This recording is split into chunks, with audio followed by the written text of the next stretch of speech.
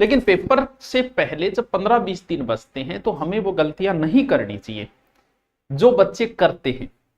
और इस चीज का पता भी हमें 1-2 पेपर देने के बाद चलता है कि यार ये मैंने गलत किया, इस समय मुझे इस चीज में समय बर्बाद नहीं करना चाहिए था, या मुझे इस चीज में समय बर्बाद नहीं करना चाहिए। अभी करंट में वैसे हर एग्जाम के लिए है ये कुछ रूल्स जिन्हें आप थोड़ा सा ध्यान रखें पेपर से पहले। थोड़ा सा पेपर से बहुत समय पहले, जैसे अभी एसआई की एग्जाम तो अप्रैल में, उससे पहले आप कैसे पढ़ते हो क्या पढ़ते हो कोई फर्क नहीं पड़ता। आप 5 घंटे पढ़ो, 8 घंटे पढ़ो, आप कोचिंग में पढ़ो, आप ऑनलाइन पढ़ो, या आप यूट्यूब पे पढ़ो, कोई फर्क नहीं पड़ेगा। अच्छी तैयारी हो रही है भले कहीं से पढ़ो, बस पढ़ो। लेकिन अंतिम समय के जो 15 से 20 दिन होते हैं वो बड़े महत्वपूर्ण दिन होते हैं। उन्हें आप बर्बाद करते हो कहीं भी तो वो नुकसान होगा आपको। 20 दिन बाद आपको नुकसान होगा जिस दिन पेपर हॉल में बैठोगे। जैसे अभी 4th ग्रेड का एग्जाम है जिसमें हिंदी 20 नंबर की है, आपकी अंग्रेजी जैसे 15 नंबर की है, जीके आपका 70 नंबर। इसका मतलब महत्वपूर्ण पार्ट आपका क्या है, जीके है।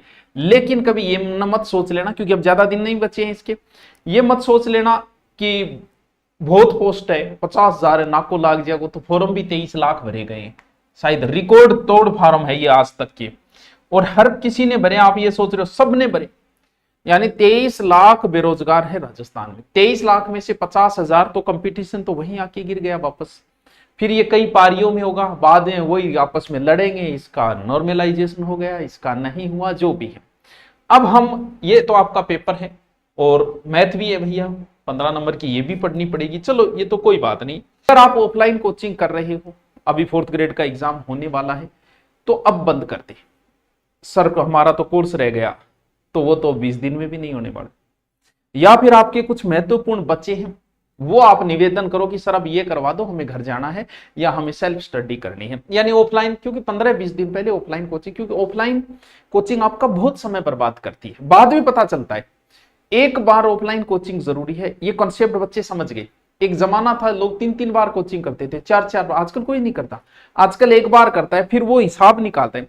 जैसे मैं मेवाड़ का इतिहास कराता हूं बच्चों, नाना करते मुझे 20 दिन लगते हैं, और एक बार बच्चा पढ़ा उसे पहली बार 20 दिन लगे, बाद में उसके जैसे ही नोट्स बड़े, उन नोट्सों को जब वो पढ़ता है 2 घंटे में पूरे नोट्स पढ़ देता है, तब उसे पता चलता है कि ऑफलाइन में समय बर्बाद हो रहा है अब मेरा। क्यों? क्योंकि जो काम 20 घंटे में हो सकता, 2 घंटे में हो सकता है, उसके लिए मैं 20 घंटे क्यों दूं।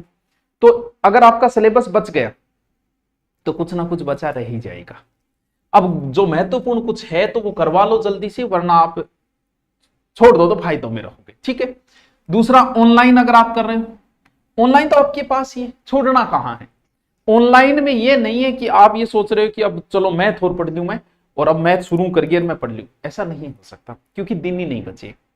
ये जो लास्ट का समय होता है वो रिपीट करने का समय होता है, ना कि कुछ नया छेड़ने का समय होता है। नया कुछ भी न छेड़े। ऑनलाइन में भी वो टॉपिक पढ़े हो तो डबल स्पीड करके पढ़ो, ट्रिपल स्पीड करके पढ़ो, रिवीजन की तरह पढ़ो। ये नहीं कि अब नया, अगर आपका 80% सिलेबस हुआ है तो उस 80 को रिपीट मारो, बार बार उसी को रिपीट मारो। आप चाहे कितना ही पढ़ लो, अभी 4th ग्रेड का एग्जाम अगर 6 महीने आगे खिसका दिया जाए, और आगे खिसकाने बाद आप खुश हो गए, चलो ठीक है यार मैथ के मेरे 2 टॉपिक रहे थे, अब मैं पढ़ लूंगा, अब मैं 6 महीने बाद जब एग्जाम होगा मेरा 100% सब पढ़ा होगा, नहीं हो सकता। भले 12 महीने और आगे खिसक जाए, कुछ ना कुछ बच ही जाएगा। जो बच गया उसे छोड़ो। 80-90% अगर आपका तैयार है तो उसे अच्छी तरीके से तैयार करो, इतने नंबर ले आओगे तो आपका काम बन जाएगा। तो ऑनलाइन में सिर्फ जो जरूरी है, अब 20 दिन बचे तो उसके लिए नया कोर्स खरीदने की जरूरत नहीं है, जो कोर्स है आपका उसको रिपीट मारते जाओ, रिपीट मारते। तीसरा जो सबसे महत्वपूर्ण, वो हमारा यूट्यूब है ही। देखो हम कुछ भी कहें, हम आपके लिए मेहनत कर रहे हैं, चलो ये बात अच्छी है, लेकिन हम अपने लिए भी कर रहे हैं। हम मेहनत नहीं करेंगे तो भैया हमारा काम कैसे चलेगा, हमारा खर्चा कैसे चलेगा।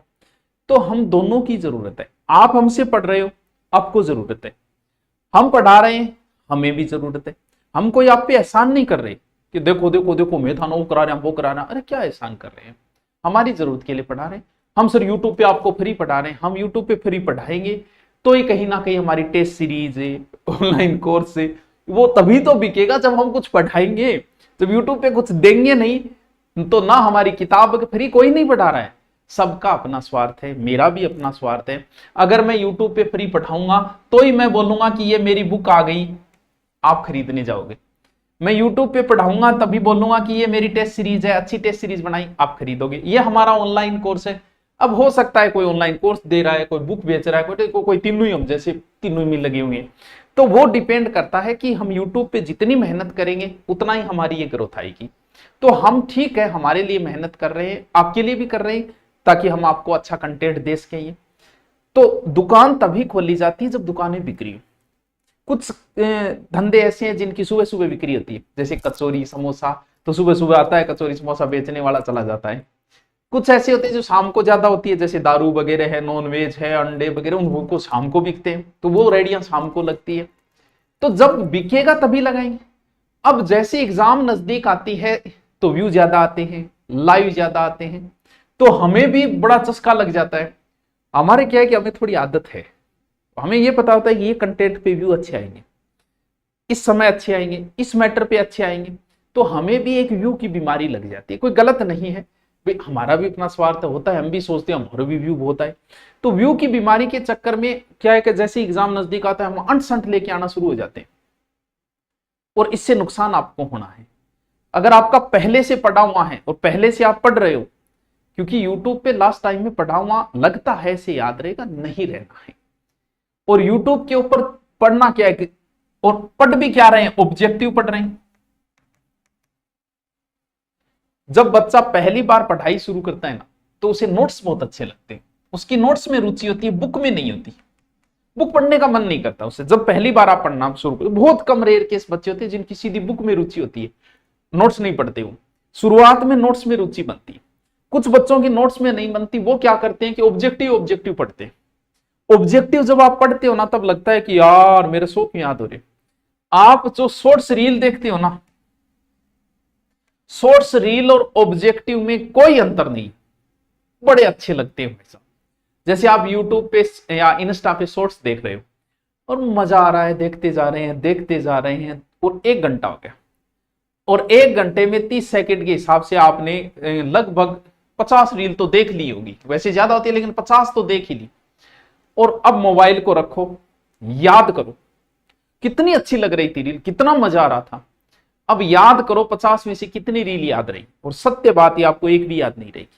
1 या 2 को लास्ट वाली बता दोगे तो बता दोगे। ये आपके दिमाग को कमजोर करती है रील्स। मैं भी देखता हूं, देखने लग गया तो मैं सुबह सुबह उठ के सवेरे सवेरे भी कम से कम आधे घंटे तो रील देखता हूं, आदत पड़ गई। तो रील से दिमाग कमजोर होता है। रील देखने में अच्छी लगती है, लेकिन जब आप बंद करोगे, आप याद करोगे तो एक भी याद नहीं होगी। लेकिन कितना इंटरेस्ट आ रहा था यार, कितना मजा आ रहा था रील के अंदर। वही हमारे ऑब्जेक्टिव के अंदर है। जब ऑब्जेक्टिव हम करवाते हैं, जैसे हम ऑब्जेक्टिव लेके आए, तो इसमें मजा बहुत आता है। आपको लगता है आपको याद हो रहा है, अरे क्या बात है।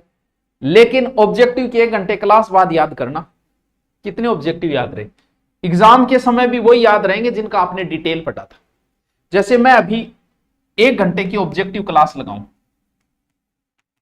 ऑब्जेक्टिव हो गई, कुछ एक्स्ट्रा बताऊं, और 1 घंटे में कोई एक नदी टॉपिक कराऊं।